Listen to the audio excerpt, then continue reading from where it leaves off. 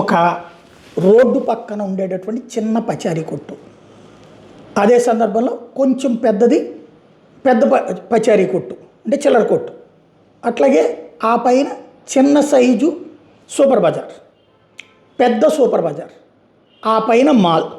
ఇట్లా లెక్క చూస్తే ఒక్కొక్క చోట ఒక్కొక్క ధర ఉంటుంది. మన ఇంటి పక్కన దొరికేటటువంటి చిల్లర కొట్లో ₹25 దొరికే ఉల్లిపాయ పెద్ద షాప్కి వెళ్ళినప్పుడు ₹20 రావచ్చు, సూపర్ బజార్కి వెళ్ళినప్పుడు 40 రావచ్చు, 50 కావచ్చు, లేదా 15కి రావచ్చు.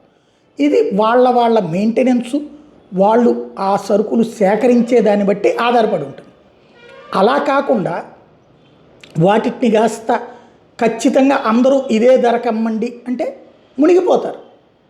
చిన్న వ్యాపారులైనా మునగచ్చు, పెద్ద వ్యాపారులైనా మునగచ్చు, ఎవరైనా సరే.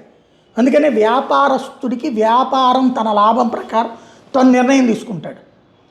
ఒకవేళ కనుక అంటే ప్రపంచంలో ఎక్కడైనా సరే అదే ఫార్ములా, ఒకవేళ వ్యాపారస్తులు రేట్లు ఎక్కువగా అమ్ముతున్నారు అనిపిస్తే ప్రభుత్వం తక్కువకి అందేలా ప్రభుత్వ వ్యవస్థల్లో చేయాలి. ఇప్పుడు మనకి ఉల్లిపాయలు ఈ రేట్లు పెరిగినప్పుడు ఏం చేస్తారు, టమోటాల రేట్లు పెరిగినప్పుడు చంద్రబాబు గారైనా జగన్ గారైనా మన దగ్గర ఇక్కడ ఉన్నటువంటి రైతు బజారులో డ్వాక్రా బజార్లో పెట్టి అమ్మిస్తారు. తద్వారా అప్పుడు మామూలు షాప్ వాళ్ళు కూడా తగ్గిస్తారు. అంతేగాని నువ్వు షాప్ ఓడివి నువ్వు ఎంతకే అమ్మాలని చెప్పలేరు. చెప్తే అది రాజ్యాంగ విరుద్ధం అవుతుంది, న్యాయ విరుద్ధం అవుతుంది. కానీ ఇప్పుడు న్యూయార్క్ మేయర్ మందాని గారు కొత్తగా ఈ అవగాహన లేని సన్నాసి కదా, కొత్తగా తీసుకొస్తుంది ఏంటంటే నిత్యావసర వస్తువులు అమ్మే దుకాణాలని జాతీయం చేసేయాలట.